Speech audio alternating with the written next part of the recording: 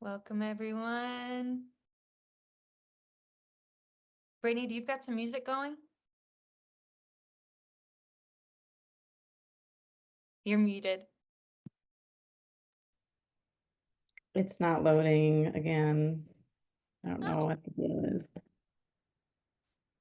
Well, Someone welcome. can see it up. I'm happy to switch screen sharing, but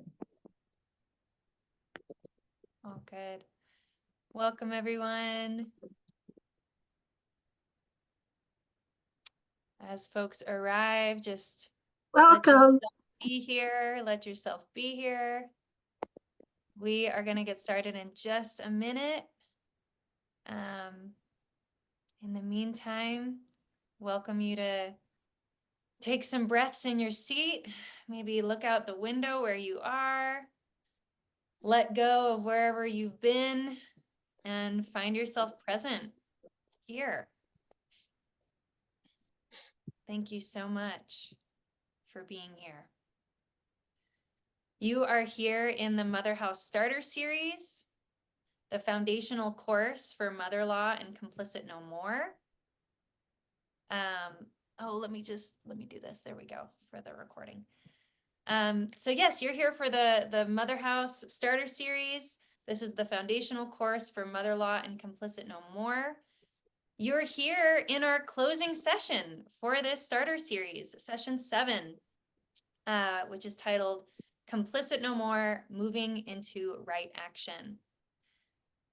We will formally close this starter series as we began with our partners who originated this concept of a mother-in-law and complicit no more movement, Mama Bear and Michelle Shenandoah of the Haudenosaunee Confederacy. Mama Bear is the condoled Bear Clan mother of Mohawk Nation, and Michelle Shenandoah of Wolf Clan and Oneida Nation is the founder of Rematriation. We will also be in conversation with our longtime advisor, Pat McCabe, Woman Stands Shining, who is also an anchor advisor to this initiative.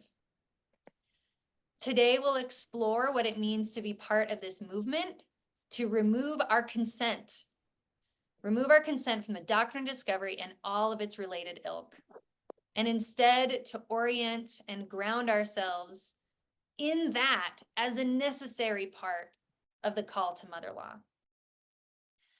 We imagine y'all have been with us in this series, so you know about this call.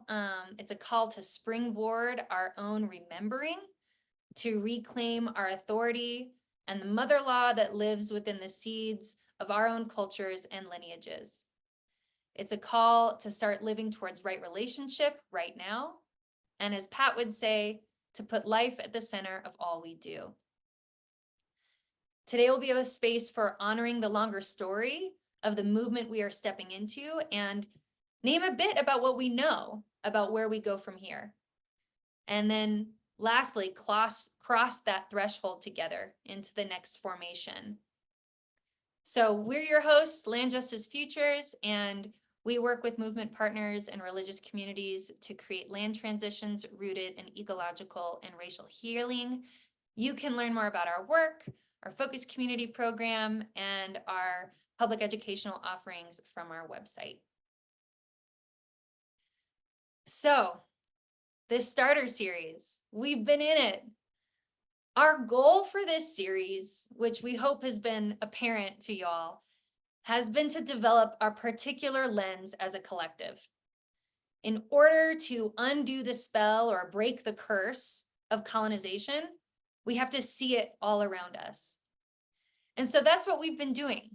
We've been initiating and developing this lens of mother-in-law and complicit no more, which we will now continue to cultivate and practice and weave into our lives in committed ways.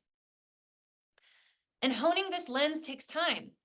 Sometimes we can have a big experience of aha and think we've got it, but actually the awareness keeps bubbling up. It keeps shape-shifting in the weeks and the months and the years in the future. It keeps arriving and sinking in. So that's something to be aware of as we close this part of the chapter. And also, refining this lens better enables us to see right action. None of this will really matter if it doesn't shift relationships on the ground, if it doesn't stop the harm and try to repair the injustice and injuries done to Black and Indigenous communities and to the earth. On Friday, last Friday, out at the Gila River Reservation in Arizona, President Biden issued a formal public apology for the residential boarding schools. It was a historic day, the first time that the United States has acknowledged the boarding school system, developed by the government for the sole purpose of disrupting and eradicating Indigenous cultures, languages, and communities through Indigenous children. While a necessary step, it is just the first on a long journey of justice and repair. As stated by some of our earliest partners in this work, NDN Collective, they said, apologies must include meaningful action to repair the harm done. Otherwise, they are just manipulative tools giving the semblance of care to distract from continued wrongdoing. I encourage everyone to read NDN's 5 demands for President Biden, which are actions that he can take before he leaves office and which would begin to make the apology real. I named this event because we're in a somewhat similar moment, understanding what it might take to make complicit no more real, how to make mother law real. Otherwise, these are just words. We want to dismantle the doctrine of discovery from the land, from our laws, our relationships, our social structures. We want to remove the colonial constraints that are preventing us from living into a world where life flourishes and thrives. So we have this shared intention, this longing, and it comes with grief, but how we transmute that collectively in action still remains to be seen. We've been learning together. We've listened to incredible speakers and teachers. We've prayed and sung and reflected on ourselves and our own lives. We've done homework. But now we ask, what must I do? What must we do? So today we'll surface some of what right action might look like. And we want you to be in practice with us in this call of mother law and complicit no more in your own lives and communities starting now. And also, getting into formation and getting mobilized and organized takes time. And our collective pathways forward for being complicit no more, for reanimating mother law, and for standing in solidarity and power together. These are things that are going to be revealed as our movement and our relationships strengthen. So at this moment of close, it's just super important to name, we're initiating something together. And we want you to know that this is not a one and done course. We're gearing up for something and we don't exactly know what yet, but we are. And there will be a time that comes for this growing body of people where we are called to not just move as individuals doing work in our own context, but to move as one. So we want you to be ready for that and to know that we as organizers are committed to that, and we're working in step with the Mother Law Collective, listening for those collective next moves. So we'll be bringing new offerings and ways of staying in this and deepening in this after the starter series ends. So again, this is generational work, and it's hard to swim upstream for a lifetime and for generations, as many of our partners can speak to. So we need a community and we need each other. And I just want to name like what an honor it is to be in this work with all of you, to create just and livable futures for future generations. And we're not alone in this either. We're part of a movement of movements. So with that preamble, I'm gonna pass it over to Brittany for just a couple of logistics, and then we'll get into it. Thanks, Sarah. Hi, everybody. Good to see you all back for the end and the beginning again. I'm just tuning in with a few short logistics. Many of them you are aware of. Where's Amy at? Amy, can you drop a line in the chat? Amy is your tech go-to person for today. If you need anything, please chat her directly. And otherwise, please try to stay on mute and keep our chat focused on our speakers. As always, we've got that Motherhouse course link for you, also coming through in the chat. Everything related to this course you're going to find there, our replays, our homework, our guidelines. It's all in there. So if you need anything from this session or ones before, you can hit us up at landjusticefutures.org/motherhouse-course, which is also in the chat.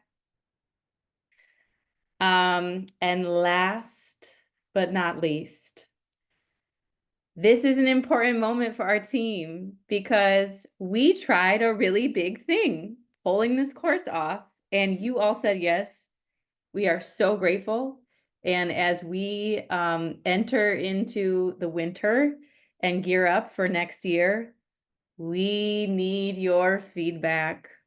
We need your feedback. We really want to learn from you about what was supportive about this course. What were your favorite times? What were the courses, the sessions that really stuck with you? Amy's dropping a link in the chat. There it is. Do you see it? Everybody see it?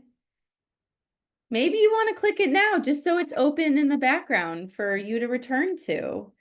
I'm going to remove my spotlight. And I just want to see in this beautiful gallery view, give me a wave if you're going to take that course survey this week by Friday so that we can continue to offer excellent content that speaks to you in our growing community. Thank you. I need more waves, more thumbs up. There we go. That's a party. Thank you. And last but not least, we will have one last breakout today. If you are a person of color, please rename yourself with a B in front of your name if you would like to be in a BIPOC only caucus space. That's for folks that identify as a person of color. And if you're having trouble doing that, you know who to chat. It's Amy. All right, so if you remember one thing from this survey by Friday, we'll send it in a follow-up email as well. We'll remind you at the end of this call, but I can't stress enough how helpful it is because we want to make something that speaks to you, and we can only do that with your feedback. So thank you in advance. Over to you, Sarah. Thanks, Brittany. So we're just gonna do a quick remembering together. In this closing session, we want to acknowledge the ground we've traveled. We began with mother law and we'll close today with complicit no more. And that was intentional. And so we want to speak to some of the highlights so that we can carry these sessions, carry this whole series with us as we move into discernment about right action. So I think Brittany's got some slides that she's going to share as I just speak to some of the highlight reel, if you will. So in our opening session, we focused on the prophetic call of mother law with our three partners who are here today. From Mama Bear and Michelle, we learned about one of the first treaties between Indigenous nations and early colonists, the Two-Row Agreement, which you can see there kind of in the middle of that photo, which stood for maintaining peace, friendship through all time, of non-interference with each other's ability to carry on their way of life.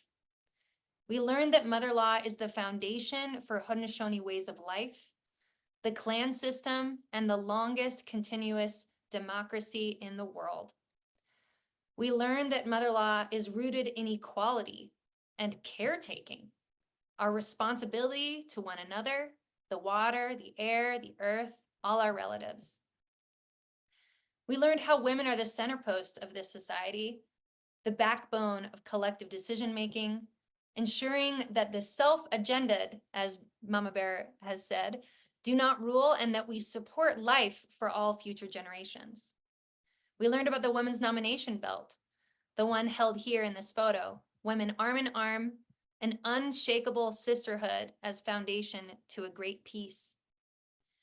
We learned about the need for rematriation, a term for which Mama Bear and Michelle define as returning the sacred to the mother.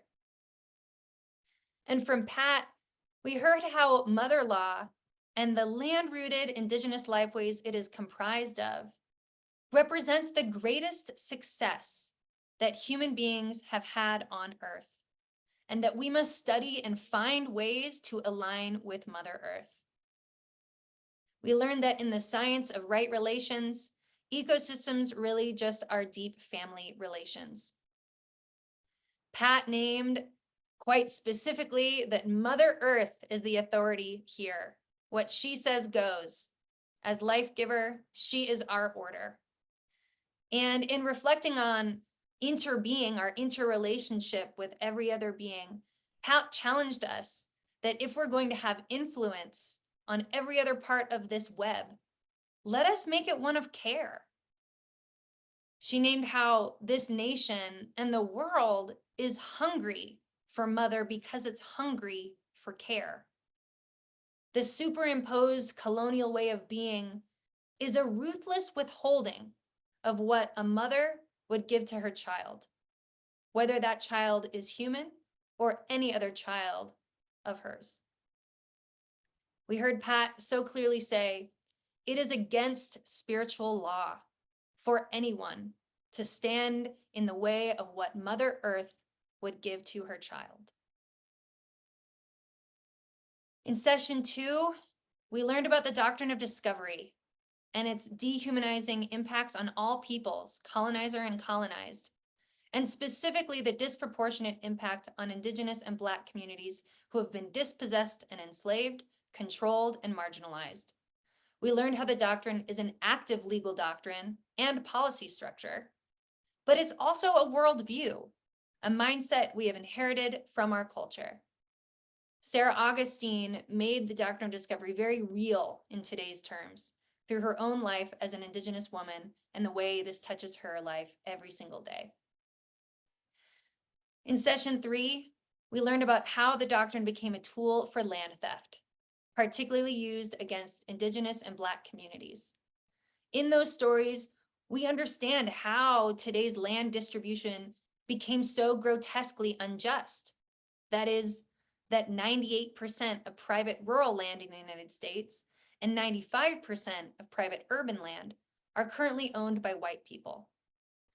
We also tapped into the damaging effect of the doctrine in our relationship with land, in which we objectify and commodify the community of creation and all that sustains life.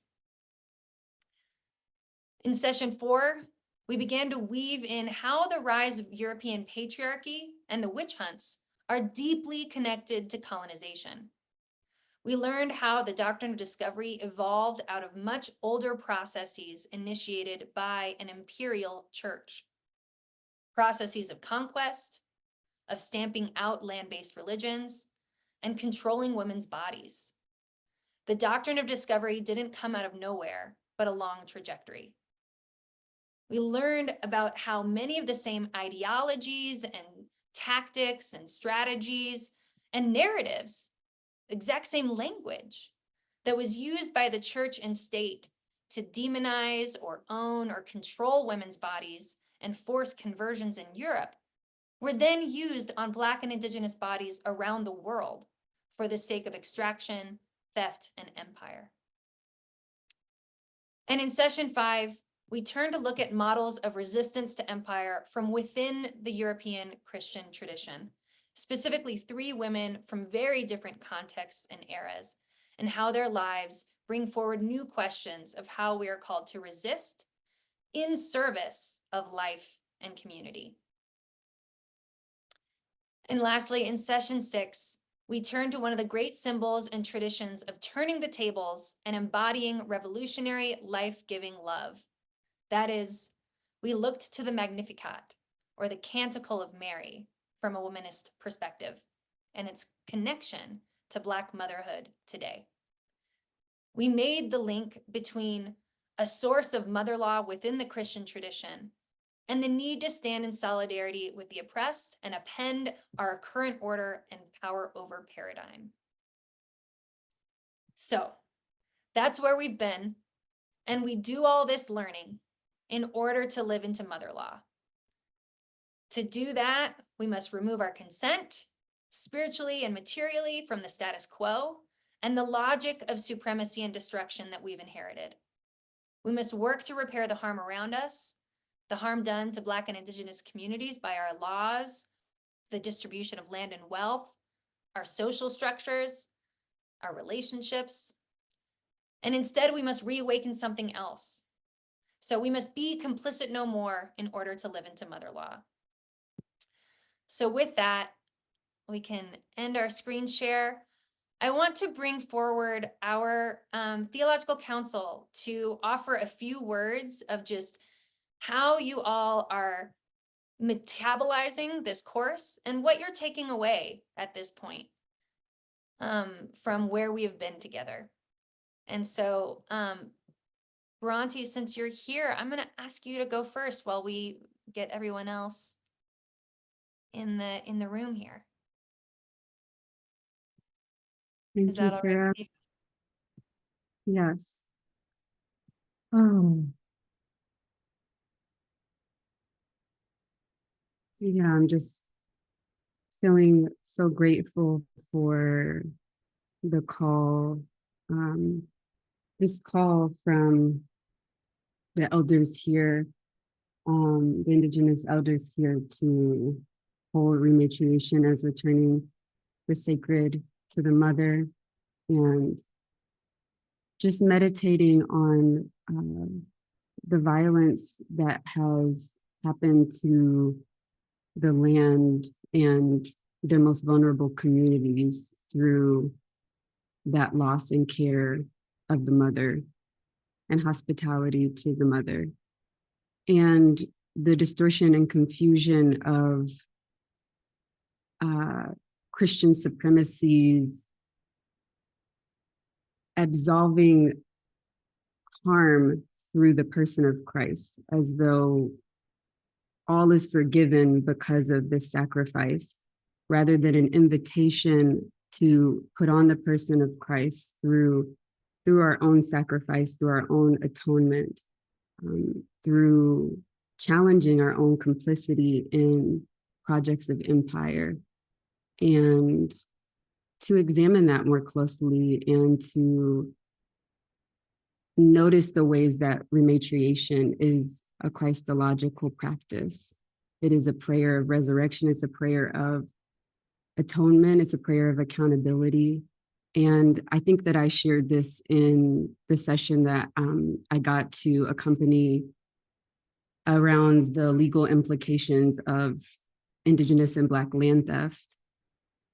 But I was reminded again today of a sermon that Dr. King offers in the 60s when he's come back from Israel-Palestine, and he is talking about Jesus's time in the Garden of Gethsemane, and that Jesus is reckoning with this solitude of needing to make an incredible sacrifice that only he can choose to do. And Dr. King describes that act as an obedience to the unenforceable. And as we saw this past weekend with Biden, this sort of elusive and passive apology that doesn't have action to it, and doesn't give us next steps, that I pray that this time together in fellowship and study and prayer brings us into that obedience to the unenforceable, that no one can tell us to do rematriation, no one can ask us to do wealth redistribution or show up to implementing what we've learned here, but that we each find in our own discernment with our guides, with our ancestors, with the places and people we're accountable to, that we find that divine obedience, and that it's so beautiful to find that divine obedience in fellowship with one another. So I'm so looking forward to seeing what the fruit of that obedience brings about. And I'm expecting some strong results from those gathered. here. Amen. I'll pass it back to the center. Amen. Thank you, Bronte. And again, we'll have about 10 or so minutes here, 8 or 10 minutes here. So Janine, Pat, Sarah, Gail, if one of you also wants to share, just what are you taking away from this series?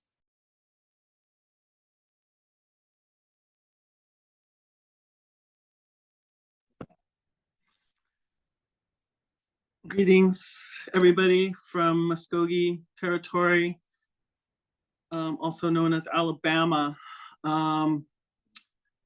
Gosh, you know, this conversation is, this opening, the review is bringing up so much emotion for me. We have 50 different Indigenous nations represented here at this gathering that I'm at, that Muskogee Nation is hosting. Goes from West Coast to East Coast, Canada to Peru, Puerto Rico, Taino relatives, Hawaii. And we're meeting to talk about those of us who are in the process of meeting others in so many different ways, governments, private landholders, private funding contributions for the repurchase of lands. This is a land reunion gathering for 50 different Indigenous peoples here. And it's very powerful because Muskogee Nation has purchased back 6,500 acres here as of very recently. 4,000 acres was the most recent purchase. My dear brother Marcus and his companion wife Tana were saying, you know, someone asked them, so 4,000 acres, are you sure you want 4,000 acres? And Marcus says, no, I don't want 4,000. It's a tremendous responsibility, but if I don't lay claim to our spiritual relationship here, they're gonna clear cut it. They're gonna clear cut this whole mountain. So I have to move with this now. So last night I told them that I wasn't going to be at the session because I was going to be with you, and I told them what it was about, and I cannot tell you how moving it was to all these people to know that this conversation is taking place, to know that we are studying deeply, and to also to know that we are considering, again, you know, I say I'm holy earth surface walker, life bringer, life bearer, and it is my place to speak on behalf of life in every situation. And it's my place to ask, are we placing life at the center? And if not, it's my place to say, then we must begin again. So we've already done something in some way by meeting here, by opening this conversation. Now there's momentum coming. There's momentum coming with Biden's speech. That was, you know, I don't know. I'm not sure. I'm trying to answer for myself. What's going to be enough? That didn't feel like enough, but it did feel like a very big opening and a consciousness shift of sorts. So there is a momentum moving. We also went to the I wish I was trying to look up the name, but I don't know the name of it, but it was the History of Slavery Museum in Montgomery, Alabama. Woo. And so, you know, mother law, this place that is given to us to call for life to be at the center, you know, it's on right now. And we have community. Many of us sitting here are women with a deep spiritual practice. We don't have to live by human rule. We don't have to live by human law. We can reach for another kind of understanding, another kind of cause and effect. And so I'm just leaving here very inspired, and I know all of the relatives here are very inspired and are waiting in anticipation to know where we're going to go from here. So I wanted to say that much. Thank you, Pat. Janine, Gail, Sarah, a word, a reflection. Yeah, as we're looking back and looking forward, I really have been just processing all of the pieces together. And I remember back to the very beginning when we were introduced to the two-row agreement, and I sort of had my own theological question, and it feels like it's been answered. And my theological question was, are we thinking about these paths of life, and my own work as a Christian theologian, and are we thinking about them embedded in this river of life that is the place where we meet? And so the symbolism of the river of life, and the symbolism and the call, the actual call of the earth, is really shifting an image of God for me in a new way. Really, really attentive to the spirit and the presence of the divine in the world that I inhabit, even in the city, even even in the various location. And that for me is as a transformative ground. And it asks me to think in a new way about Jesus as the movement initiator of the movement that I have been part of. Also, in the beginning of his public work, submerges himself in the river, maybe the river of life, maybe recommitting ourselves to that centering of life that is the life that is all around us. But I can't look back and look forward without really carrying with me the sense of the rivers of weeping, the rivers of grief. And our conversations have invited me back into thinking about God in the presence of the mothers and the grandmothers who hold us while we're weeping, who carry us through the pain, and who never stop carrying us. Right. Yeah. The facing the evil of our history and of our practices of domination, and reclaiming life and the dismantling of that domination code, seeing that as holy work, and not work that's done alone, but embedded in the carrying of the mothers and the grandmothers and the God who walks with us, and the God who makes God's self known all around us. It's what I'm carrying forward. Thank you. I'll jump in. Yeah, the song that you played, I don't know what session it was, but it was called The High Woman. And the words had to do with, I'll come back again and again and again, and I'll take that ride until all is made whole again. I was thinking of that as the Bodhisattva vow, that we come back again and again. We'll keep doing this again and again until it's made whole. So that song has been in my consciousness, and I know I've carried that forward with all of you. But you had asked, Sarah, that we reflect on how the Mother-in-Law series has impacted our own theology of who God is and who we are in the world. So I did that, and I just kind of wanted to condense it into 4 things that came up for me. So I'll mention very briefly those 4. So the sense is that the series deepened my already held image of a God that has busted out of an old theological superstructure, one that's like way too small, way too narrow to contain its limitless parameters. And that my sense is of an emergent God that is embedded profoundly in our universe story, in our 13.7 billion year history, and closer to home in the joy and pathos of our lives, and closest still to the impulse of mother-in-law that holds all of life at the center, all of life in all its forms. And in this respect, I'm thinking of the theologian Teilhard de Chardin, who talks about like the God that's pulling us from up ahead.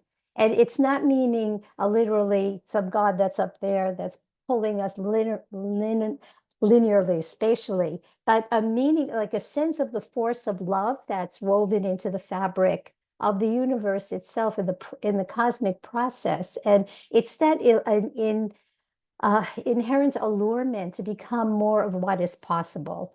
And I feel that working of that God, that emergent, that one that calls us from up ahead, not spatially, but calls us into what is possible. So that's the first thing. The second is that you asked, what do we call to? And I was sensing like the need for contemplative practices in all of this, that some paying attention to interior cultivation to help keep the lens of our perceptions clear so that our actions can be informed by true wisdom and care. So, that interior work includes dismantling the patterns of patriarchy that exist within ourselves, which are all those things that separate us out from each other and the community of life. That's the second. The third is this sense of creative union. So the universe, we know, proceeds through creative unions. So hydrogen and oxygen, two differentiated things, come together and create water. And then water takes on a whole life in our planet Earth. This series is like this invitation to like that unshakable sisterhood through our creative unions, where we're different from each other, we're differentiated, but when we come together in creative unions, something amazing could happen and go forward, like something that wasn't there before, like water, came about because those two differentiated unions happened. So I feel that in this moment together. And finally, I really have this sense of mother-law. It's neat to lead from the future. In other words, we've been present to each other as we've delved into the horrors of centuries of violence and oppression that still are happening today. And my question is like, how is the future pressing in on us now? Like, as we transcend that history, yet include it, as we feel the grief and yet go forward. So how do we take the history and the grief, but not get stuck in either of them by trying to fix that which is unreconcilable? It's like fixing a broken car. Like, I don't want to dismantle a broken car that I'm never going to use, but rather, how is the future pressing forward and inviting us through our allurements, through our imaginations, through new rituals, through, what we can join collectively together and discover what's alluring, uh, what is on the emergent edge, and how can we, really go forward together in new ways that can bring something new forward. So that's what I'm feeling, and thank you so much to all of you for your wonderful work and for the privilege of being part of this series. Thank you. Thank you, Gail.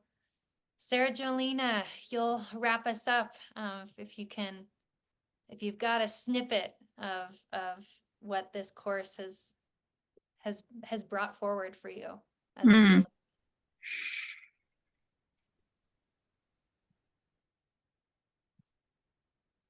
I enter knowing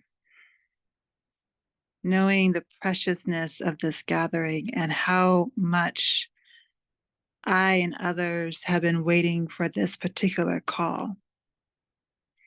And every time I talk about it, I hear people saying, yes, we want to be part of Mother Law, and we want to find a way towards being complicit no more.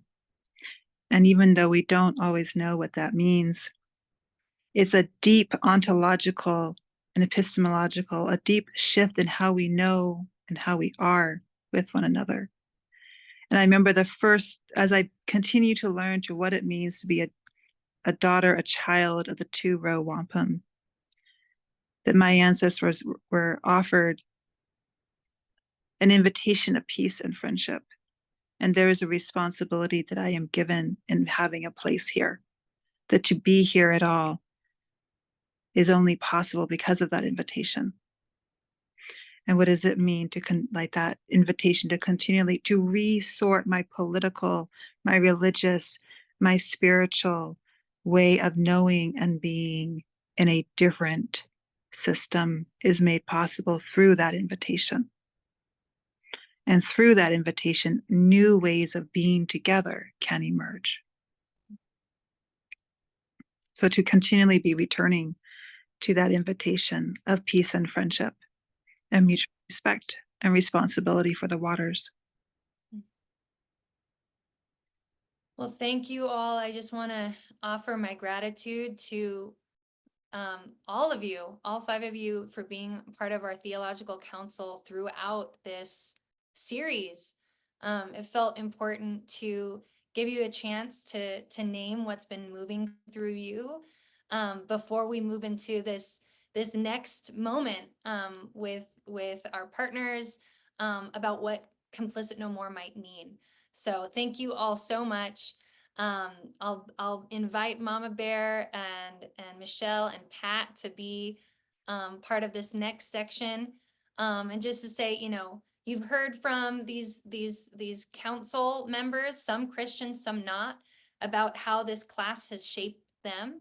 And I just want to invite folks to have a moment within themselves as to like, okay, what's resonating with me? What's not? What's been shaping in me as we move through in this journey of mother law and Complicit No More. Okay, so with that, I'm gonna bring out our fearless leaders in this movement. Those who have made the call for Complicit No More, who have been making the call for mother law for a long time, and you know, without whom none of this would have happened or be existing. And I just want to invite you to say hello, but also, you know, if you want to share a little bit about just what does it mean for you at this moment for this group of people to have said yes to this invitation, to this call that you have been putting out for Complicit No More and mother law. What does it mean for you?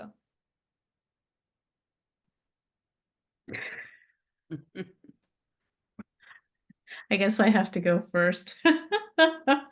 Yeah, it's pretty outstanding. It's surprising. It feels unreal in a way, but yet so real, because I think that we can all feel that it's in the air. The moment is here. I want to thank everyone for having the courage and just the desire to want to be in this space and to continue to show up and to learn and to grow. And you know, for Sarah, Brittany, and Amy, for when we first started having our calls about, you know, what could this look like? It's been over a year, and we talked about creating this movement and working together to create it. And we said, got to get Mama Bear there. We have to get Mama Bear there. You got to hear about mother law. These can't be separate pieces. They have to be together. And so to realize a dream is very inspiring. And I am so inspired by everyone who's continued to show up. I really am. And it says that there's something here that is meant to move forward. Yeah, I'm still trying to put the words together for it, but I'm grateful. I'm really very grateful. So I'm so unprepared for this moment. I guess I'm kind of in a moment of disbelief because you know, I remember having a moment back in Racine when we had that moment, and I arrived frustrated, and I had been driving for hours with my husband, and we got there, and I remember saying to Brittany, you know, I was just thinking, you know, all of this is just a symbol of my oppression. You know, and I says, I was indoctrinated to hate women like you because you're the privileged. Your white skin and your light hair and your light eyes tells me that you're a woman of privilege. And, you know, I had to check myself and bring myself down because it's always been it's always a fight. It's always been assertion, begging for morsels of recognition and visibility. And we don't get that, you know. And my daughter sent me this speech of Biden the other day, and you know, I sat through it skeptical, but by the end I was almost in tears. And even the first session that we did of this, my skepticism was really high. And so going through this for, I think we've been at it since when, September or the end of August? Yeah. I've gone back and had to really go within and, you know, check myself at every point in turn, and why I ask myself why I'm so resistant to help, your kind of help, because I don't trust your kind of help. You know what I mean? And there was a breaking point, and I forget which session it was, but it was a lady that was talking about the witch hunts. And then I realized how bad yous have had it too. And that yous are also under the same reign of oppression, and recognize that we're no different. We're actually the same. And so I apologize greatly for my skepticism and my unwillingness to trust. So we find ourselves here in a moment of trying to find a way forward. And I think we all have to go within. I didn't even know what theology is, and I had to look it up in a dictionary. And I'm not a Christian, but I was born into Christian ideals. And so I had to really, and for me, mother-in-law, it's what I live every day. It's what I'm constantly walking and navigating and praying over and praying for. And so it's just a moment where I had to check myself. And, you know, the doctrine of domination is, you know, I think we have to do like a little research and look at where our lives are impacted by this doctrine. And, you know, and I remember that moment with Sister Pat, where she stood up at Racine and said, I'll stand with you. And she didn't even know what she was getting herself into, if I remember correctly. And she smoked that pipe with me. That was a spiritual agreement. That was a contract we made with each other as women of integrity and intelligence. I can't go back on that. I can't go back on that. So I've committed myself wholly and completely to what this is and what it's going to be. And so, you know, very provocatively, I say to all of you is look at your life and see where you're affected or impacted, or actually unknowingly live the doctrine of discovery. And I've said this to other women before, you know, oh, there's another little quick story, and I know we don't have a lot of time, but I was at Mohawk Mountain near New Paltz, New York, maybe 2 or 3 weeks ago, where I was with some Indigenous elders, and we're launching a new book that's called Worlds Within Us. And it was edited by my sister cousin Gudgy Cook, midwife, who delivered my last 2 babies. And you really have to look for that book. Oh, there it is, Worlds Within Us. And I have a chapter in there that talks about the violence in my life. Yeah, there it is. Wisdom and resilience. So that should be on, I don't know, maybe Amazon or SUNY Press or something. But, you know, the world is really wonky right now. But if you want to read some real grounding stories, that would be a really good book for you to, and I'm not about promoting books or anything, but you know, if you want to spend $30 on a good read, that would be one. So anyways, in the audience when we're doing it, a white woman got up in the audience, and the room was packed with over 200 people in this book release. And the woman says to me, "You Indian women are so strong. How would we as non-Indigenous women handle our discourse. Like, how do we be like you? And I grabbed the mic and I said, well, perhaps consider no longer believing in a doctrine that says woman is made from the rib of man, but man is born from the womb of a woman. So, we have to go within our own doctrines and our own belief systems to question it. I even have to do it in my own culture, to question the harm that exists in my own culture and peel back the layers of the colonial infusion that has affected my own people and my own men and the way they think. And the other thing is why, and I've said it in other forums before, if you want to undo the system, then let's stop taking our father and our husband's last names, because that's a patriarchal system. When we surrender our essence to a system that puts us second to the husband or to the father. And, we just got to look deeply at what affects us. And for me, we almost have to go way far back to our own origins, even across the saltwater, to see where those women exist and to see if they still exist within us.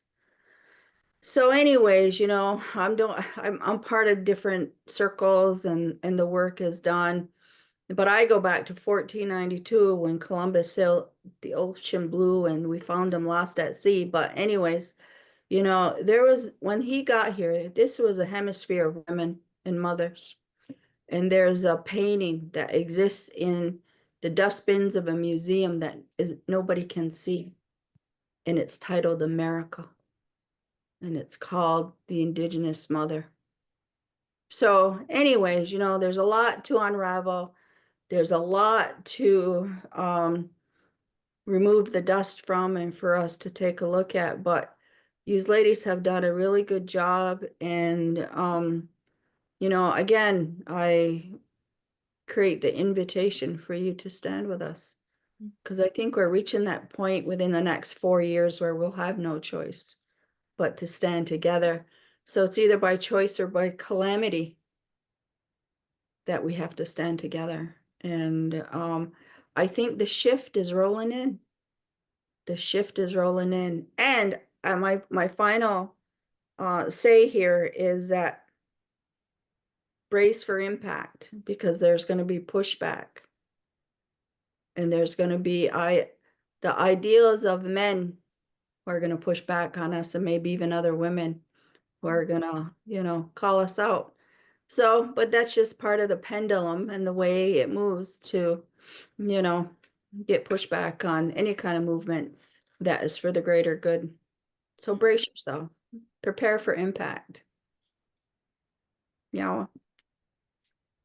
Thank you, Mama Bear, and thank you, Michelle. I feel like, Mama Bear, in naming your skepticism, you also paint a picture, or your skepticism from before that is justified. It's a justified skepticism. I feel like you name for us part of why it's so important that Complicit No More and Mother Law are connected. They're two wings of the bird. We cannot have one without the other, because for those of us who have been part of the racial hierarchy of the United States that has been privileged and has benefited from this doctrine of discovery, we need to become trustworthy. And so, and yet at the same time, I've heard you speak many times to like what it means to trust your own instincts of mother law within.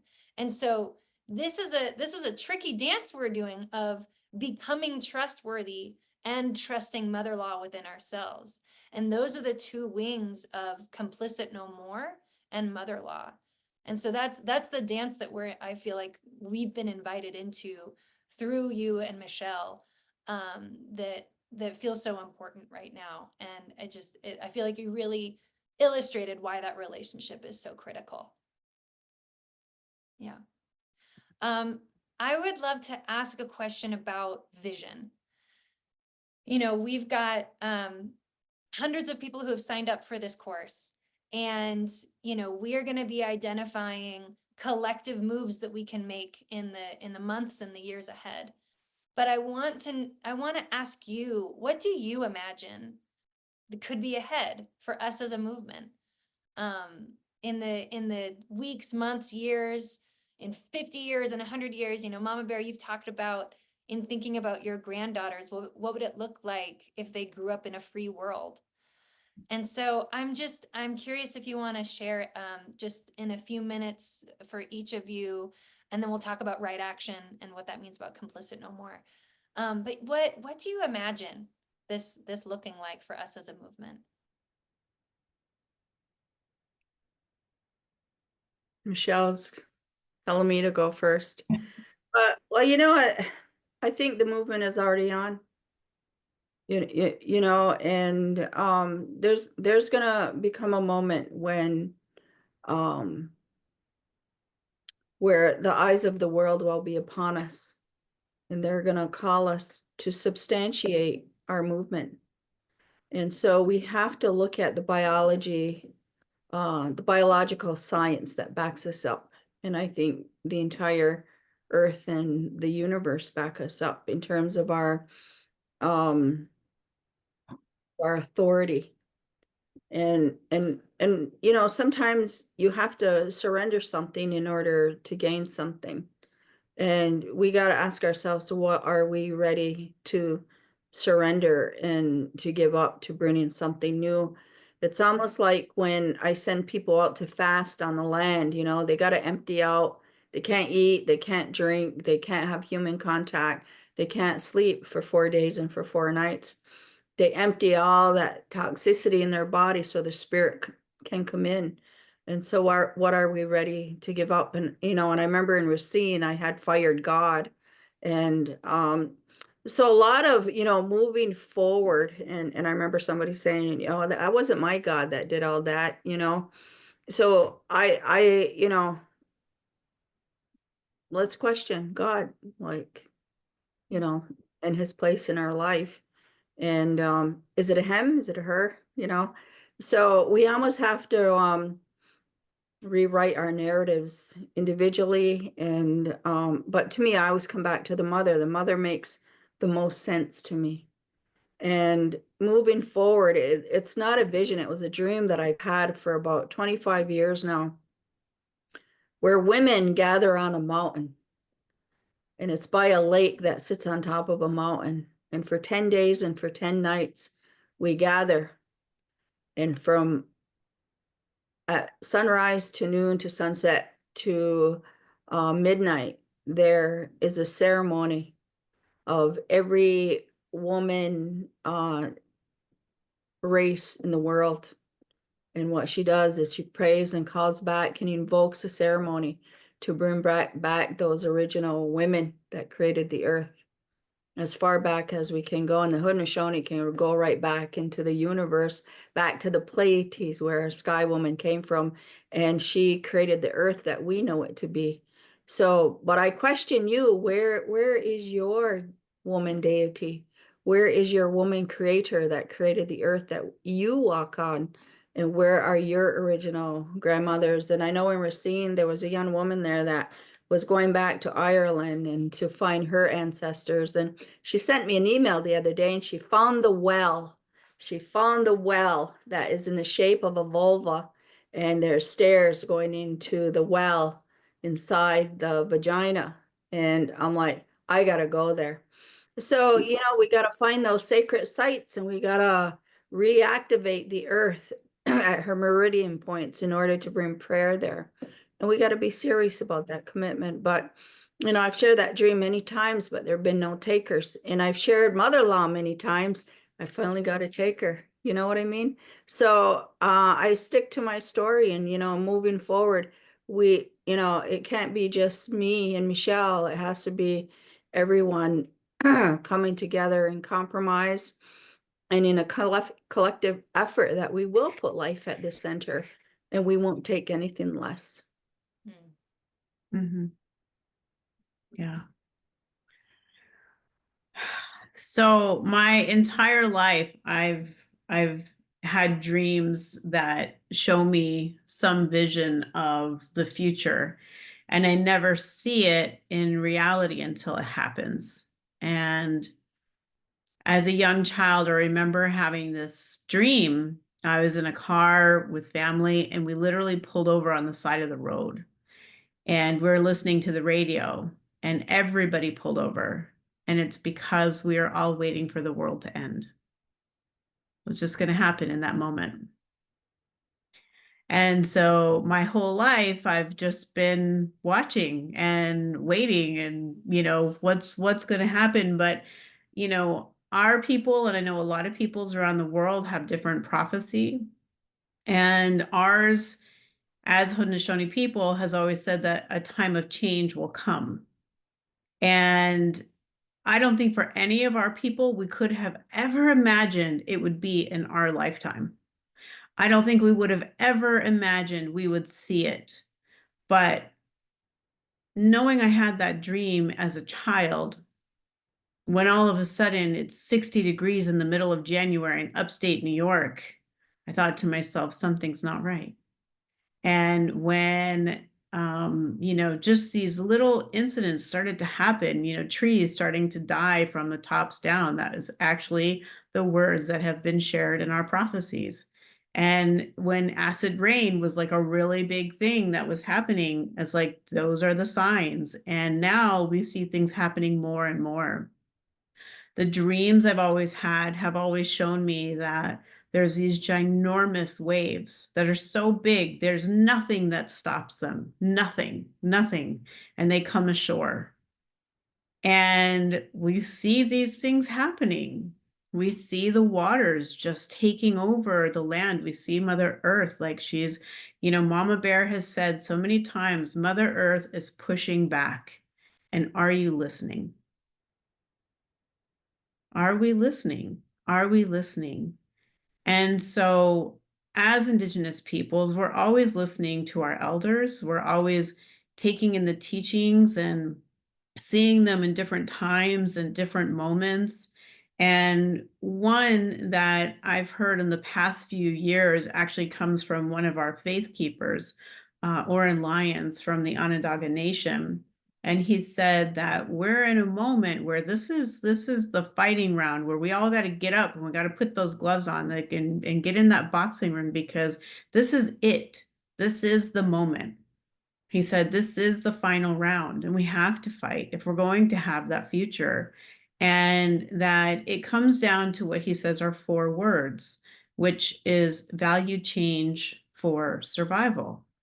And that continues to guide me. And I just think to myself, we as individuals, sure, we can make little changes in our own lives, but as a collective, as nations, we're governed by these states of nations and corporations that make decisions on how we live our lives, what we use every day, and what we turn to in order to survive, or in order to move, or to communicate. And it's challenging because there are decisions that we know have a harmful effect on our future generations. It has a harmful effect on ourselves now. The Haudenosaunee, we acknowledge the thunder beings because it's said that the thunder beings send down a noise and a vibration that it keeps these beings under the earth. It keeps them there so that they don't harm us. And so many of our people have said that those are dinosaurs, right? That's what we're talking about, that the thunders keep the dinosaurs down there. But yet, as humans, we're extracting them every day, extracting it for oil, extracting for gas, plastic, right? If you think about it, this is where it comes from. And what is, right? Like, to me, it's just crazy that we are, going against exactly what Pat is saying. If we're not putting life at the center, then we have to start again. And we're at that moment where we have to start again. So when you ask the question, Sarah, about the future, right? I've thought about this. I've dreamed about it. And, you know, something that came to me was I saw a vision of people, all people. It doesn't matter anymore in a way what we are. It doesn't even matter. It's like we're at a time when it doesn't matter who you are, but we all have to put that life at the center. And I see a vision of all people standing at the edge of the water and singing to the water of gratitude and of thanks. Every person, Where's every the detail. gratitude? Where the fuck is Hey, I don't know. Nancy, I'm asking the same question. And so, you know, I see that future as we have to be able to shift on that spiritual level to be able to collectively come together to sing to the water that sustains our life, to think about and be in a different relationship with Mother Earth. As Haudenosaunee people, we have what's called our Thanksgiving address. We start our day with the Thanksgiving address. It's something so simple that everybody can turn to, but it helps to orientate our minds and our thinking to how we exist in relationship with all of life. And that's where we're at. It's not just about human beings, because the water has a spirit, the wind has a spirit, the tree has a spirit. And when we can recognize that we are no different, we are no greater, we are exactly that here on earth. And we have a voice to be able to speak up, to protect, to do something, right? To use this gift that's been given to us and the ability to be of reason, to be able to think in this way and to take these types of actions. But it becomes important. It's an action that we all have to take. And so, you know, in that vision of not only singing to the earth, but I also see people, we just become more connected. We getting our hands into, you know, into the soil. And, you know, as much as I love to travel, right, I think we have to be more content with where we are. And I just kind of see that so we have less noise and less pollution, because when we think about the future, who is the future? You know, it is, if there's going to be, is future generations, and they are going to know us by the quality of air that they breathe, by the type of food that they have. We won't be here on this earth with them. If there is that future, we're not going to be with them, but they are going to know us, because it's the decisions that we make that will impact their lives, just as the generations before us made decisions that we live with now, right? And so it's a responsibility. That's the important part. It's a responsibility that we each have to care for not only the life that's here now, but for that of future generations. thank you both. I'm gonna weave in Pat into this conversation. We've got maybe about 15 minutes, and we do want to talk about right action. But Pat, in this vision of Complicit No More and Mother Law, I'm curious what you would like to bring forward. So I think in an earlier course, I talked about what my clan grandfather described as the change between one world ending and one world beginning, and that that Dragonfly led the people to put themselves inside the hollow reed, and the floodwaters didn't rise above that, and so they were able to survive, and they emerged, and they were the human beings who began the next world. And so, you know, Indigenous peoples have their stories about the transitions between worlds. I mean, some Indigenous people call this the fifth world or the sixth world. So it's not that we do it often, but we have done it before. And so, you know, what I find myself working with these days is I really ask, how can my life serve those who are in the hollow reed? Now, I don't know if it's going to go down quite like that. I actually have a sense that it might be different, but I think the principles still stand. And so, you know, as we're talking about prophecies and possible worlds ending, why does it matter? Why does mother law matter? Why does declaring complicit no more matter? Well, for me, I see it this way. So whatever we are able to resolve, and especially with the deepest part of our heart. So when I heard you, Mama Bear, talk about this shift, because I remember when you showed up in Racine, you were looking at me like, girl, what are you doing here? What are we doing here? What's going on? And so to me, this is huge medicine, and your heart required the humility to say, I have to apologize, and I have to name this. I have to, because this is part of unshakable sisterhood, right? You didn't just keep it to yourself and act like it was no big deal. So those kinds of shifts to me are laying a groundwork for an opportunity for a new consciousness for those who emerge out of the hollow weed.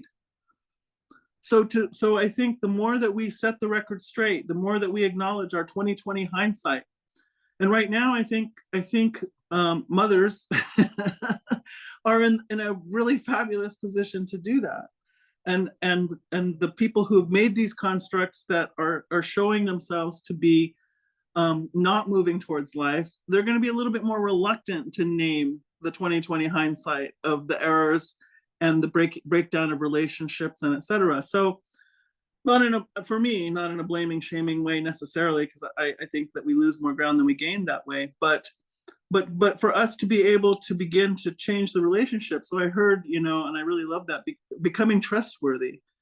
But I heard you say becoming trustworthy. Sarah, I think I heard you say this, becoming trustworthy, but also trusting the mother-in-law within us. But I want to point out that we don't have to only trust the mother-in-law within us. That's probably a little bit of a new concept for some, but the mother-in-law within this Mother Earth, the mother-in-law of the life that surrounds us. Now, we've been trained to believe that we're supposed to be in control and we're supposed to guide and direct this entire planet, all the life and the cosmos too. And we're finding our limitations, as these floodwaters are coming, we're like, whoa, this is a very powerful being that we're on. And we can't control her, but we can align with her. So I think we're coming to a place where, yes, action, but also a trust, and in a way, a resting, if possible. For some of us, that might be easier than others who've been raised with this idea that we can trust that, who have been in the ceremonies where all we had was, the only option left was to turn towards this Mother Earth, to turn towards the corn, to turn towards the buffalo, to turn towards the thunder rains, and that they have come to meet us in the most tender and vulnerable places, with the lives of our children, with the lives of our elders, with all things that matter so deeply to our heart. And so some of us have had a little more practice in that way, but I just name it out here that there's this opportunity to rest in mother-in-law is the law. I wrote this thing recently, and I said Mother Earth only has one rule: life. That's it. That's her rule. And you can either go with it and have this incredible encounter-filled, constantly evolving, deeply relational, and encounters with magic and mystery time on her, or not. And it's nothing personal. She doesn't have anything personal. I don't feel like she's vindictive. I feel like if we watch what happens to all the other life around us when things go haywire, it's not personal. It's just she's moving the way she moves, and we have the option to move with her. So that's one thing that I was thinking. And also earlier in this meeting, you were saying something about this is generational work, and that's one thing I wonder about here in our meeting. Is I just feel like, as I'm sitting here looking at your faces, Michelle and Mama Bear, like, we're on this all the time as Indigenous people. We have just barely escaped attempted genocide. Like, there isn't a whole lot of downtime. There isn't a whole lot of time when this isn't on our minds, about the injustices, about how to balance that with looking forward and being the holders and the faith keepers of our communities, of the future generations, and how we're going to move with that. So when you said that, I thought, and when I heard you talk, Mama Bear, about, wow, I'm being met here. I'm being met. And I just thought, I wonder what kind of energy and freedom that's going to loosen up for you, Mama Bear, so that you can actually attend to some other things that would be so much more of service to life right now, other than this constant fight that you named. So in that sense, my call to action is other sisters here, help us carry this dang burden. and you started here, but help us carry this, And so I just want to name out loud that that the hard part, well, there's so many hard parts, but what I go back to in the doctrine of domination, it said, if you come upon lands where there are no human beings or beings of the one true faith, you may call that empty void land. If and those beings that are there, they don't have souls, they can't own land. They're like animals. They called us humanus animalis or something. And those ones you may take into perpetual slavery. So I put it to you who are on this call today, can you look in the eyes of your children and say, let me tell you the truth, and repeat that to them? This is what is true? Because I'm guessing you cannot. It's nonsense. We know it's nonsense. Or your grandchildren, can you tell them this is the truth? No, because it's not true. It's nonsense. So the beginning, we don't have to know. And we do know that it's going to shift something for you to name that. But my call is to say, name that. Name, people don't even know what the doctrine of discovery is. Start to tell them, oh, did you know that this whole nation was founded on that? This is what it said. And this is nonsense. And I will be complicit no more. Like every place that you can find to say that, we need to start breaking up that consciousness. And that's a part of helping Indigenous women, Indigenous peoples, Black people, Black women, Black families, to not have to carry it all, because there's other gifts that we have to bring to this time and to this place. And we need some help carrying that. It's not ours, it never was ours to carry alone. But now with this meeting, it's clear, there's recognition. This is a shared burden. And we need you to carry some of it with us. And part of the way to do that is to name, this is nonsense. It could never be a legal basis. All right, stop that. Yes. Yeah. Thank you so much, Pat, for naming that, because that is exactly the reason why Sarah, Brittany, and Amy will tell you that I said this is exactly the reason why that we have to create this campaign, this movement called Complicit No More, was because it's so much. It's so much. And, our women launched a movement, called Idle No More. And I was doing a presentation to a corporation in Canada that they asked me to show up. And I just said, stand with us, as we're standing and we're saying we're going to be idle no more, that we want you to stand up and be with us and be complicit no more. Right? It's exactly why. And I appreciate so much, Pat, that you just named that there's so much more to offer. We have so much more to offer.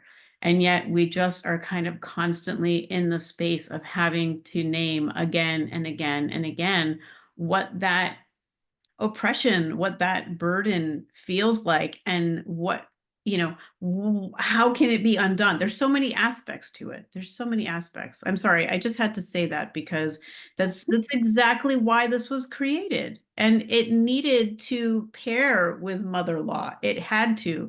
They had to come together because, Sarah, I think you've said it so well, is that, they're two wings of a bird, right? And so think about how profound mother law is, right? And the deepening of the understanding of what that is, right? It only can come into being when others decide that they don't want to be complicit in this state anymore, because you can't be continually complicit or, claim ignorance or, pretend that it doesn't exist and then decide you want to look to mother law and be honest with yourself, right? And with the self, not you, but the self, meaning, all of us. And so I just had to name that.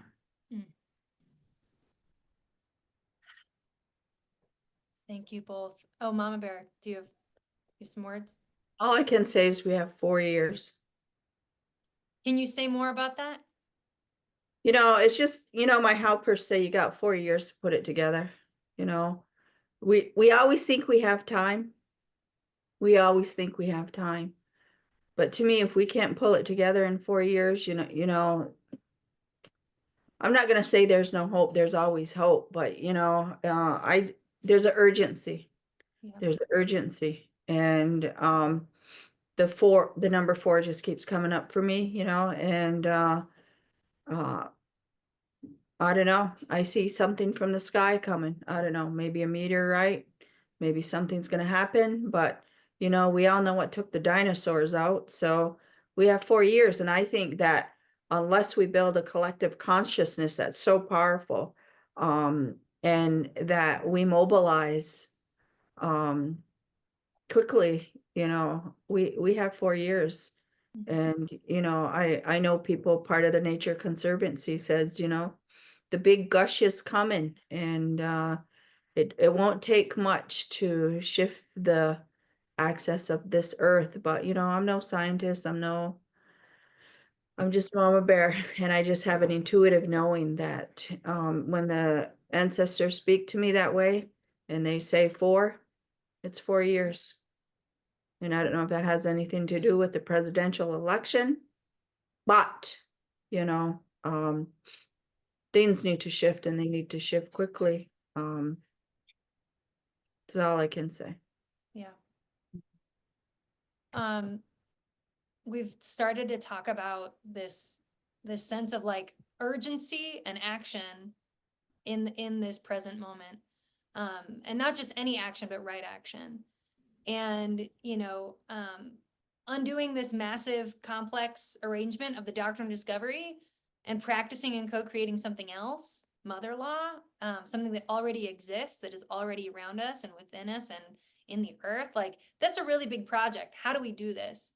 And, I've heard you say, Mama Bear, like, bring your dust pans and your brooms and like show us that you can clean up your own mess. Like we do seek your guidance and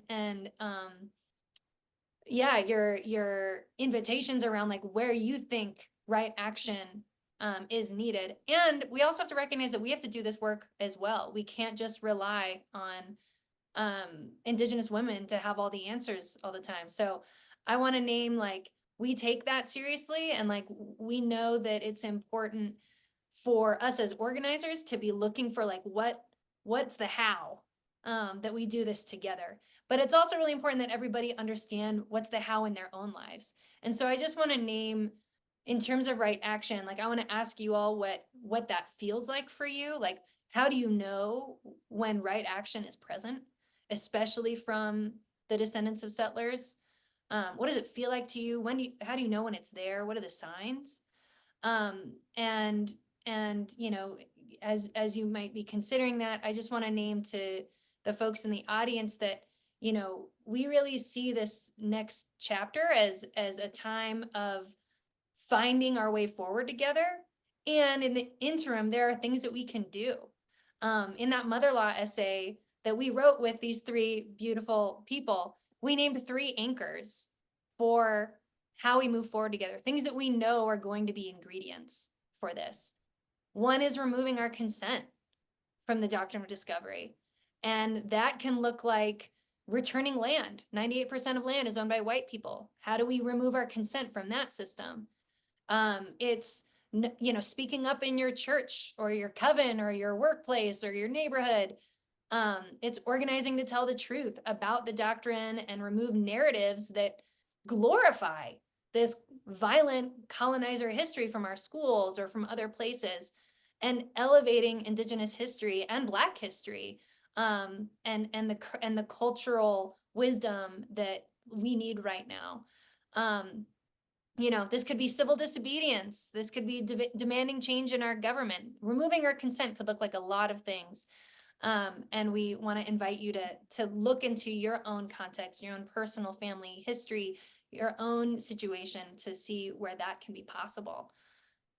The second anchor is reawakening our seeds.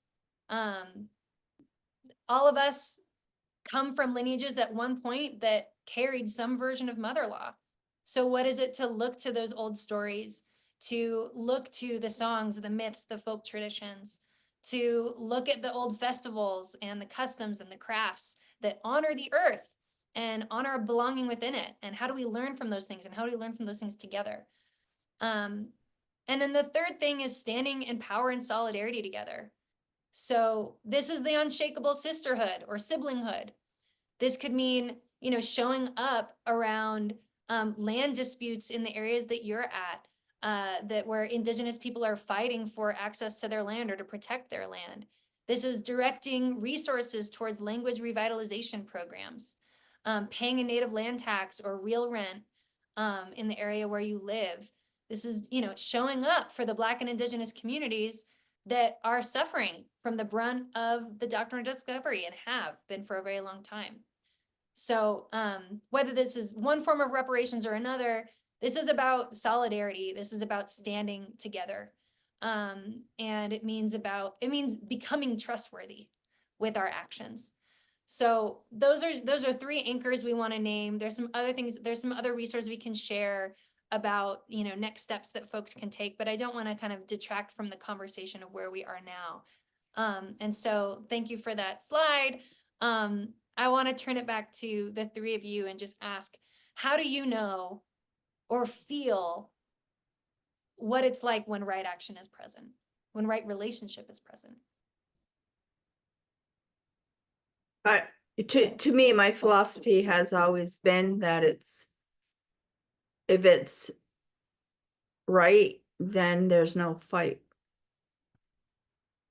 It just falls into place, and it's not hard. It's not hard. And to me, that's when you're working with the energy of the universe, and it's a universe where everything becomes one. And that's when I'm constantly trying to control it and trying to force it, it's hard. But when I let it happen, it's not hard.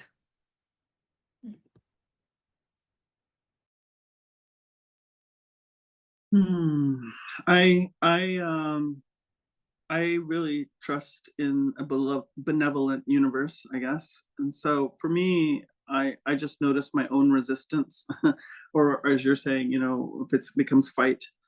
And right now, again, my strategy is changing to include the possibility that how does the strategy change if we don't think everybody has to make it and I have to make it?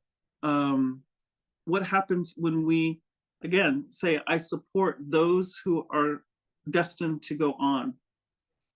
And I think maybe we're all destined to go on. But I think that act of generosity is, again, lining with fearless generosity and radical abundance of the Mother Earth.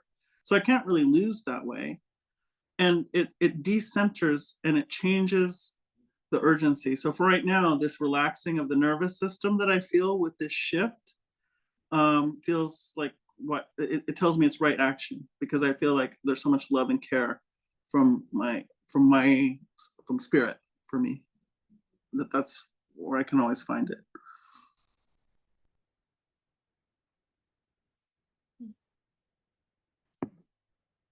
Michelle? I'm really grateful for this space, for this question, because it really makes me feel my way into answering the question, because it doesn't come from an intellectual place, it comes from a feeling place. And I think that has a lot to do with it, is that feeling. And it just reminds me of among the Haudenosaunee, we have what's called our Tadadaho, and the Tadadaho is our spiritual leader for the whole Haudenosaunee Confederacy. And it's a title, just like Mama Bear's title as clan mother is passed down with a new person to fill those shoes, and they've been passed on for more than 1,000 years. It's been a very, very long time, maybe even longer than that. And so this position of Tadadaho, Chief Leon Shenandoah was the Tadadaho before the one now. And he was asked in an interview, He said, the question was, if you could wish away all white people and make this Indian land once again, would you do it? And his answer was no. He said, because Creator sent everybody here for a reason. I don't know what that reason is, but it's up to all of us to figure it out. And we're really at that time where we have to figure this out, right? So I know that Mama Bear and Pat, myself, we get this question all the time. What can I do? What can I do? How can I help? What can I do? And, there is no simple solution other than to say, for me, what I feel is to go back to your dinner table, go back to your professional space, go back to your community, go back to the spaces where you gather, and to begin these conversations, to talk about it, to ask the question, just like Pat has said, is this true? Do you believe this to be true? I always believe that also just exactly what has done here with Land Justice Futures in bringing Indigenous and Black voices to the table, that you're having these conversations to begin to hear all these different histories, to hear all these different perspectives, and then to really begin to contemplate, well, what is the right action, right? Because we don't always have the answer, and we're all in different spaces across this whole big country, that for, my people, we call Turtle Island. And, the language that's going to speak to the desert is not the same language that's exactly going to speak to, where the trees, in the forests in the Northeast are. That it's going to be different. And to bring, that Indigenous voice and knowledge to the table, because our people have that language that relates to that land. Right. And so that's where you can begin to find that connection. And so I don't know, Sarah, that I have a really straightforward, simple answer, but you'll know it in your heart. Mm. You'll know it in your heart, not in your mind. You're going to know it in your heart. Yeah. Yeah. And I feel like what we're hoping for in this moment with this group of people is that everyone who's been part of this feels the commitment brewing in their own heart, feels their readiness for this, feels their readiness for what you're asking, what each of you have been asking in different ways. I guess, we're gonna turn towards closing, and I'd love to I'm gonna pass it to you, Mama Bear. But and if anyone else wants to add to this, but I want to pass it to you. You asked at one point in Racine, who's standing with me? And I feel like we are naming and trying to name very clearly, like, we are starting something together with all of the people who have been part of this series, and we want to know who's with us. And so I want to hand it over to you, in terms of what we're asking. Yeah. Well, I'm fearless in my generosity. And the only way for you to know is to be part of what I know. And part of what I know is the earth, our Mother Earth, and our grandmother, the moon. So I'm going to create an invitation, and I don't usually do this, but I'm going to open up ceremonial space for you. And on the next full moon in this month of November, which is probably going to be in about two weeks, we can do a virtual moon ceremony together. And we can put that prayer, that collective prayer, between the heart of the earth and the heart of the sky, and pull together, because we shouldn't stress ourselves out about having all the answers, but we have to surrender to the energy of the universe. And the only way that we do that is to tie into it. So we can put out a collective prayer, and I can share with you, because the moon belongs to everybody. It's just not Indigenous people. The earth belongs to everybody. So I create that invitation to join me on a virtual moon ceremony led by Indigenous women. And we can open that up, and we can do that. And Michelle, you've seen me do that before. usually I don't open it up to anybody non-Indigenous, but I will because I'm serious. And again, only the serious will hear the message. And so I don't want you to waste my time, and I don't want to waste your time. But if you're real and you have honor and you believe in this message of mother-in-law and complicit no more, then I will see you on the full moon. Mhm.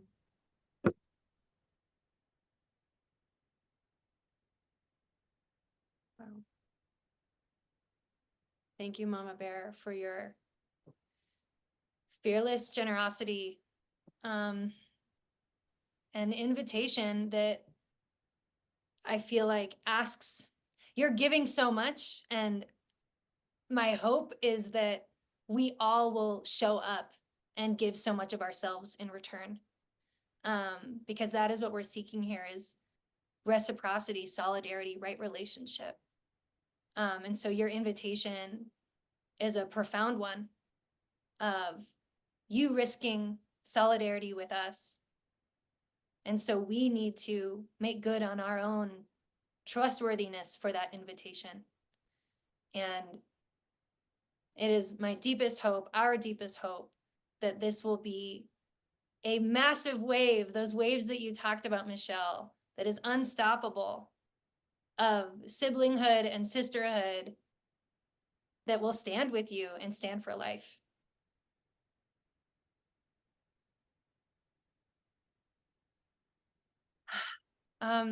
Brittany, I'm going to invite you to come in and help.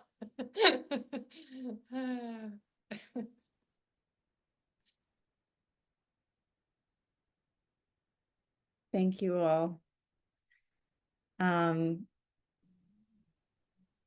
So we're going to move into a little bit of time to let this settle. And really enter into that prayer that Mama Bear speaks of when in this moment of, all right, are we serious? Then begins the work of discerning right action. I heard you say, this is not something we want to carry on our own anymore. And so to each of you joining, I'm going to play 2 songs. And the goal is not to have all the answers by 5 o'clock Central Daylight Time, but it is to begin and continue the prayer and to use this time seriously and wisely to discern right action together. So if you want to grab a piece of paper or a journal, we have a question for you.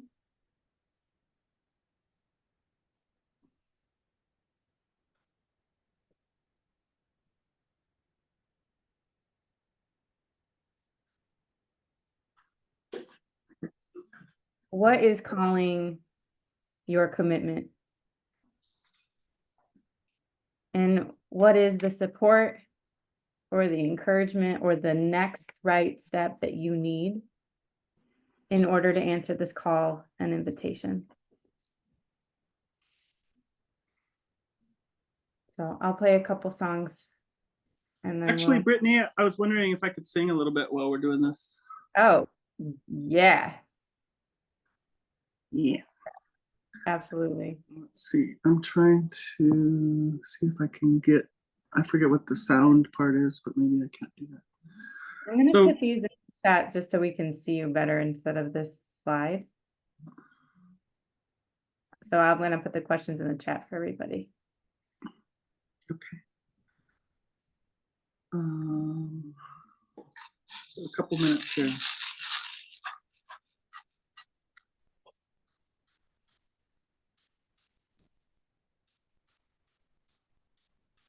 hey yo, hey yo, hey yo, hey yo. Hey yo, hey yo, hey yo, hey yo. Hey yo, hey yo, hey yo, hey yo. Hey yo, hey yo, hey yo, hey yo. Hey yo, hey yo, hey yo, hey yo. Hey yo, hey yo, hey yo, hey yo. Hey yo, hey yo, hey yo,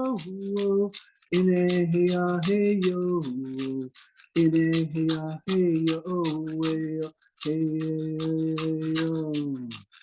Hey yo, hey yo, hey yo. Hey yo, hey yo, hey yo. Hey yo, hey yo, hey yo. Hey yo, hey yo, hey yo, hey yo. Hey yo, hey yo, hey yo. Hey yo, hey yo, hey yo, hey yo. Hey yo, hey yo, hey yo, hey yo. Hey yo, hey yo, hey yo. Hey yo, hey yo, hey yo. Awamari upata pawara ri uwa takarukua ejeje ejeje awamari upata pawara ri uwa takarukua ejeje ejeje awamari upata Pawara ri uwa takarupua ejeje ejeje awama ri upata pawara ri uwa takarupua ejeje ejeje.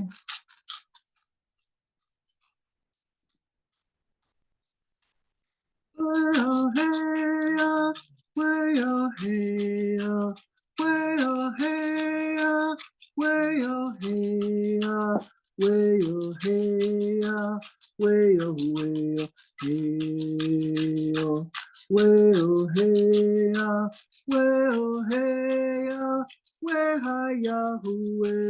ya, hey, Tukashela wopila yelo ampe tukile wakanyelo heyo nitakuyeyo maganitelo wopila yelo yo heyo weyo heya weyo heya weyo heya weyo heya Wayo, hey, wayo, wayo, hey, wayo, hey, wayo, hey, wehaya, huero, hey, Tukashela, wopila yelo, ampe tukile, wakanyelo, heyo, nitakuyeyo, maganitelo, wopila yelo yo, heyo, weo heya, weo heya, weo heya, weo heya, weo heya, weo weo heyo, weo heya, weo heya, wehaya huero heya heyo. Tukashela wopila yelo ampe tukile wakanyelo heyo nitakuyeyo maganitelo wopila yelo yo heyo weo heya weo heya weo heya weo way-oh, way-oh, hey-oh, way-oh, hey-oh, way-oh, hey-oh, way-hi-ya-hu-way-oh, hey-oh, hey-oh. Tukashela, wopila yelo, ampe tukile, wakanyelo, heyo, mitakuyeyo, mazanitelo, wopila yelo yo, heyo.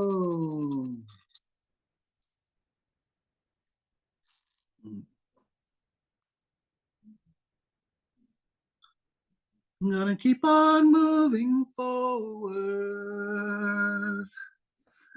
Keep on moving forward. Keep on moving forward. Never turning back. Never turning back. Gonna walk this road together. Walk this road together.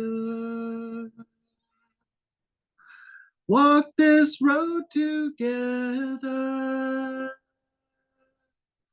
Never turning back. Never turning back. Gonna keep on loving boldly. Keep on loving boldly. Keep on loving boldly. Never turning back. Never turning back. Mm.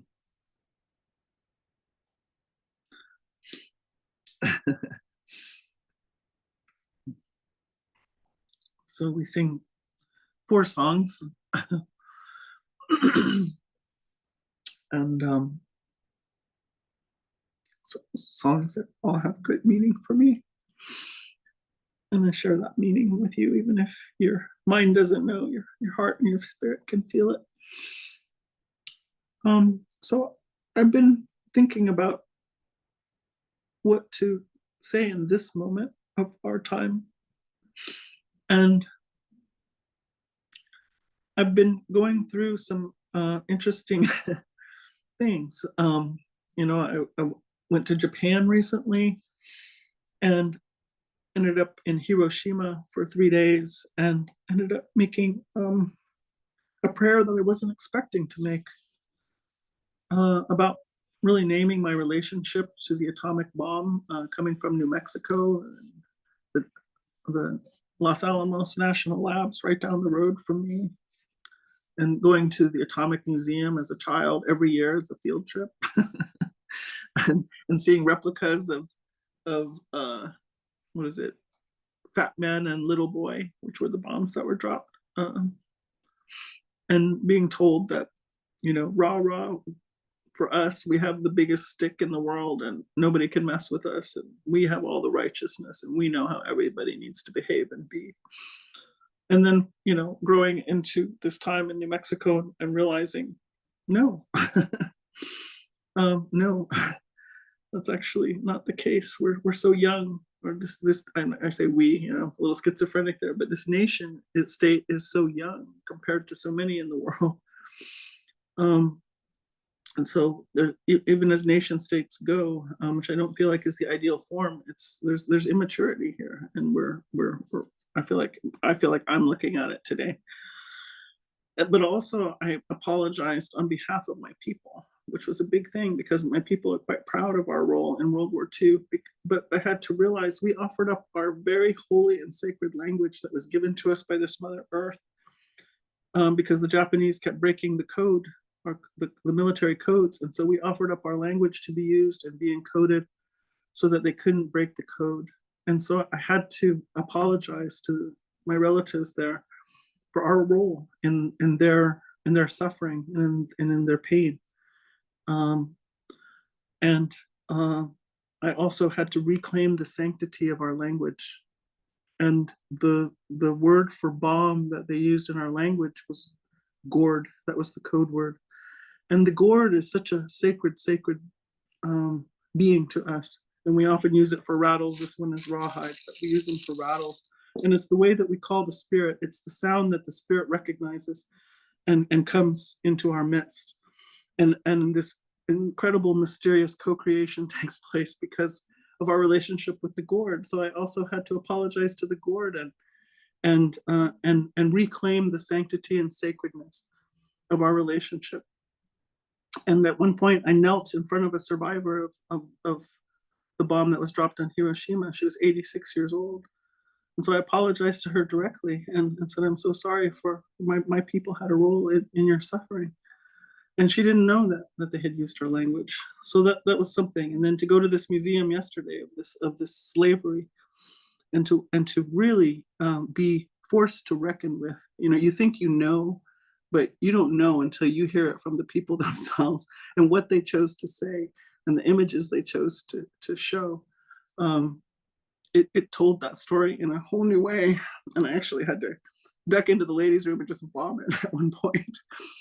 And now I'm getting ready to go on a ship that's retracing the very pathway of colonization, moving from Portugal. We're departing from Lisbon, Portugal, and we're sailing to Puerto Rico. So I'm asking for your prayers. Also, I just broke my wrist in 2 places. So it's kind of bad timing, but there's some kind of reason for it. I'm learning all about my left side. But I'm just thinking, what does this passageway mean? What is the ocean going to say to us and to me? And we're having this global summit to ask, what in the world should human beings be thinking about and doing? 200 leaders, thinkers from all over the world are making this passageway. Why is that happening right now? So I really appreciated what was said earlier, that we're working with the irreconcilable. And this is I'm not saying that we don't need intellect, but the intellect has a logic train, right? So if this is true, then that, and if that, then this, and if this, then that, and if that, then this, and if this, then that. And so as long as we can go back and trace our logic train, then we say we're right, we're sound, we're on some kind of course of logic, right? But the truth is, if we look at how things have been going with that methodology, we find ourselves further and further away from common sense. Like the doctrine of discovery, like I said, I called it nonsense, but yet it's been used as a basis for the logic train, right? And what a train wreck we've had, not only for the hearts and souls of peoples, but also of this Mother Earth and all the life here. And so we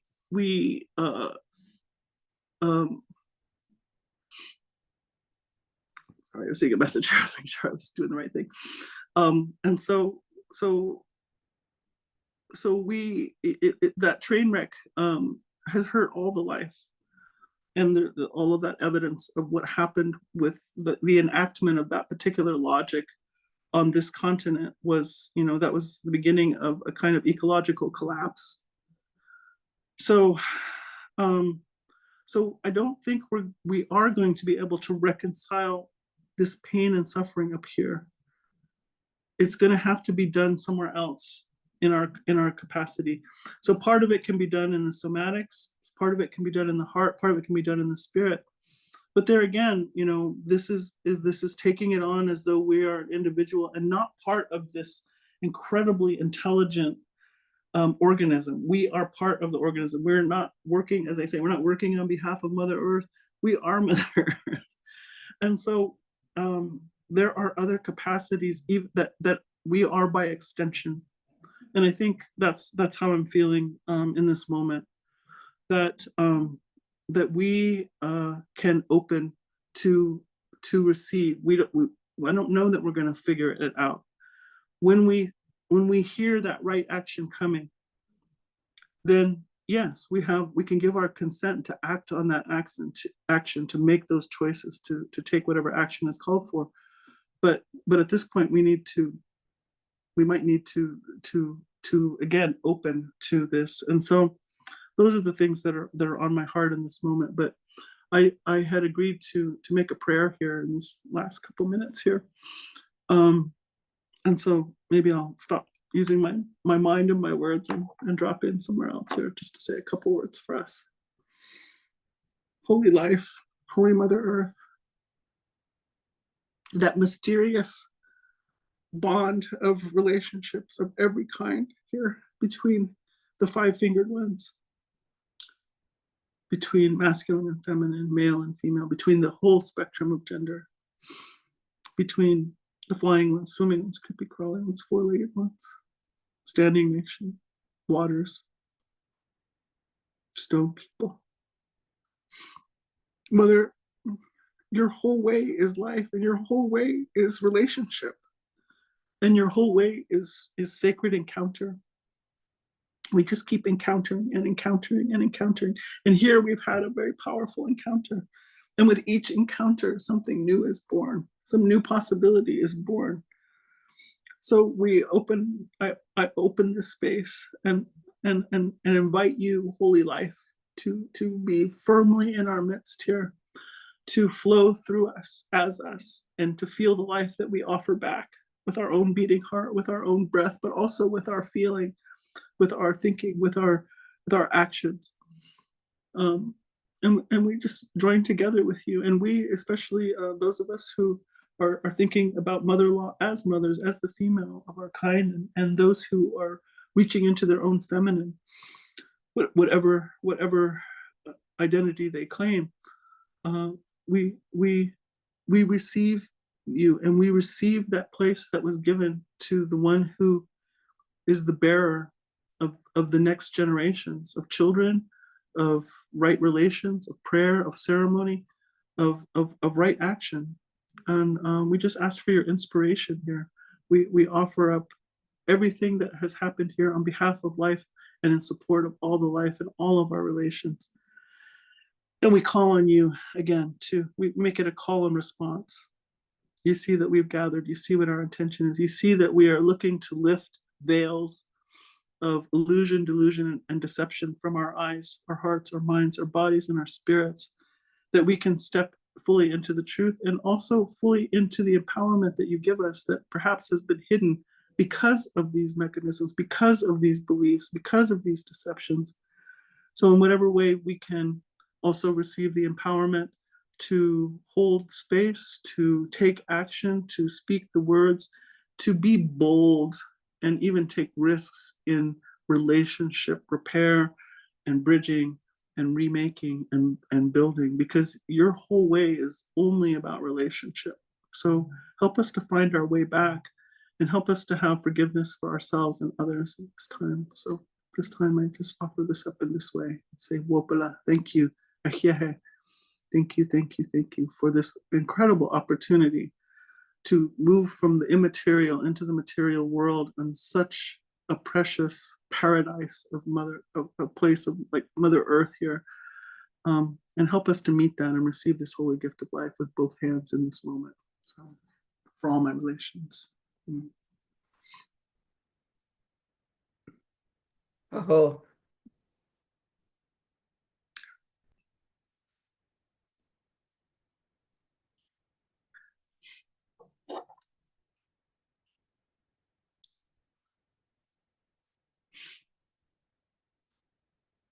Thank you, Pat.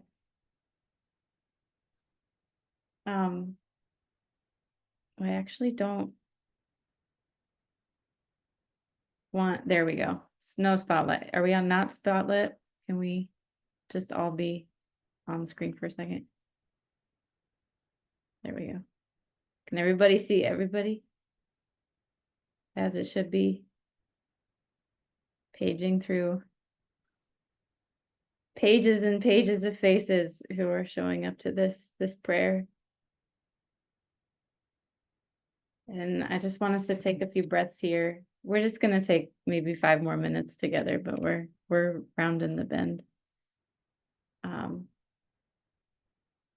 Let's just take some deep breaths as we let Pat's prayer settle.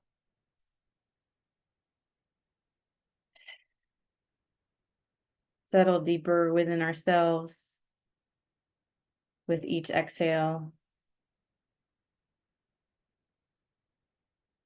with each inhale, drawing that prayer in, with each exhale, pushing it out and out and out into the world, this shared prayer. Drawing in and sending out.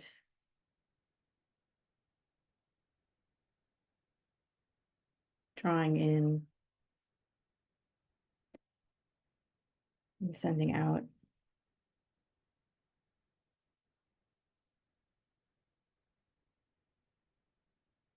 And before we share our last few little announcements, I just want us to rest here for a moment.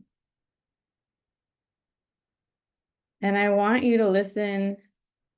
I'm going to ask everyone to come off mute in a second.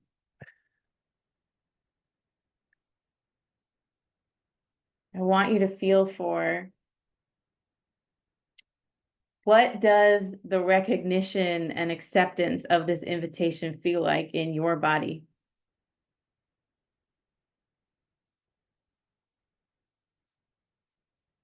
What does the recognition and the acceptance of this invitation, this call to action and to sisterhood feel like in your body?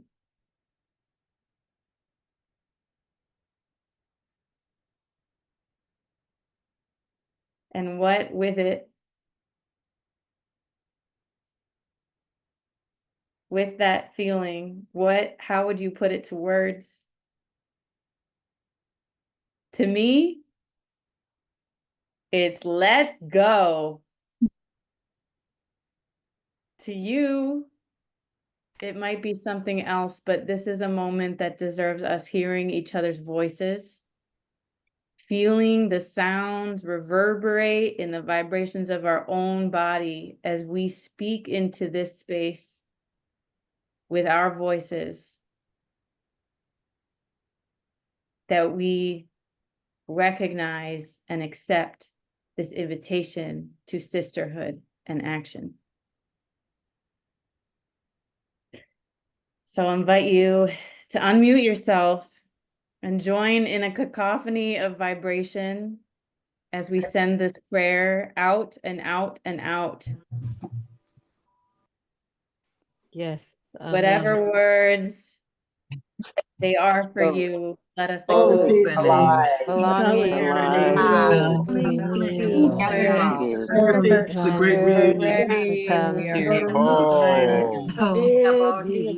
Creative union. Mercy, About all of us. very restored. joy, Vibration. right relations, Vibration. remembering, love without conditions, blessings. Let us join hands, join hearts, join feet. There it is. You all sound so beautiful. That was beautiful. That is the sound of a collective prayer. May it be the first of many that we hold together. May it be the first of many that we hold together. And I'm just going to bring on our speakers and Sarah and Amy. And let me just say really quickly, our way of saying we're in, we will continue to convene this space. We are going to take the winter to rest, and we all want us to take the winter to reflect and to continue in this prayer. And just know that we will be back in the new year with some more invitations. Our last invitation to you, and I'm just going to paste it in the chat one more time. Please take our survey. It is pragmagic. It is pragmatic magic, because it helps us continue to cast this spell together, knowing what your desires are, what your wisdom is. So Amy's going to drop that in the chat. And last, I want to thank Mama Bear, Michelle, Pat, for helping cast this vision and this prayer, for calling us into it. Mama Bear, for being willing to step beyond your skepticism, and also for being honest about it, because it helps us see the stakes and the seriousness, and we honor that. I also want to celebrate Amy and Sarah, who have worked their butts off on this course. All the beautiful artwork from this course that you see was made by Amy. All of the reminder emails and caring tendrils of communication. And this arc of story and content, for which we are so grateful to our theological council, all our guest speakers. Sarah was the holder of it all, the convener of so many voices to tell this story, to invite this sisterhood. And it was so beautiful, Sarah, and remains beautiful. So thank you, thank you, thank you. Sarah, do you have any other announcements to close with? Otherwise, I think we should unspotlight and go off mute and dance out. Let's dance out. Thank you to those who, without whom this wouldn't have been possible. So let's go stand together in power and solidarity from this moment on, moving forward, never turning back. Amen. I say. All right. Should we get some music and dance out of here?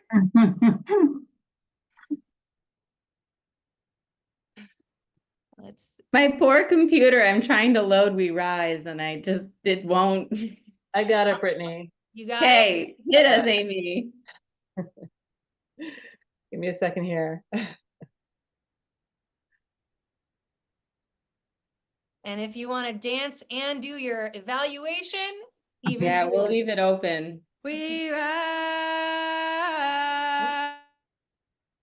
Oops. Oops. Are you hearing? No, Okay, sorry. Zoom change. it's advanced Yep. Yeah. computer audio. All right. Look at how many people are staying for the dance. I love it. Rise, humbly hearted rise, won't be divided. Rise, with spirit to guide us. Rise, in hope, in prayer, we find ourselves here. In hope, in prayer, we're right here. In hope, in prayer, we find ourselves here. In hope, in prayer, we're right here, and we rise. All of the children rise. Elders with wisdom rise. Ancestors surround us. Rise. In hope, in prayer, we find ourselves here. In hope, in prayer, we're right here. In hope, in prayer, we find ourselves here. In hope, in prayer, we're right here, and we rise up from the wreckage, rise with tears and with courage, rise fighting for life. We rise